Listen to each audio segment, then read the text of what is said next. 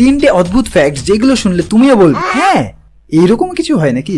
তোমরা ভাই সবাই জানো যে আমাদের মানুষের এই ফিঙ্গারপ্রিন্ট গুলো সব মানুষের আলাদা আলাদা হয়, কিন্তু ভাই তোমরা কি এটা জানো যে আমাদের প্রতিটা মানুষের যে এই জীবের আকার বলো, তুমি এই জীবের ছাপ বলো, প্রতিটা মানুষের জীবের ছাপ আর জীবের আকৃতি আলাদা আলাদা রকমের হয়। তোমরা কি জানো ভাই এই আকাশে উড়ে বেড়ানো এত হালকা দেখায় যে মেঘ, এই মেঘের একটা মেঘের ওয়েট কত হতে পারে? এই একটা মেঘের ওয়েট 5 লাখ কেজি অব্দি হতে পারে। এখন ভাই তোমাদের মধ্যে অনেকে ভাবনা চিন্তা শুরু করে দিয়েছে যে একটা মেঘ যদি 5 লাখ কেজি ওয়েট নিয়ে আকাশে উড়ে বেড়াতে পারে, তাহলে আমি তো ভাই মাত্র 60-65 কেজি, তাহলে ভাই আমি কেন পারবো না, আমিও আকাশে উঠবো।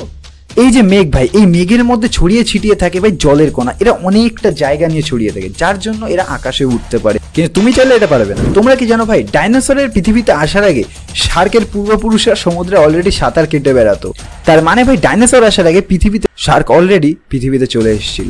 এরকম আর অদ্ভুত আর ইন্টারেস্টিং ভিডিও পেতে চ্যানেলটাকে সাবস্ক্রাইব করে দাও, আর আমাকে কমেন্টে জানাও এর মধ্যে কোন ফ্যাক্টর তুমি আগে থেকেই জানতে।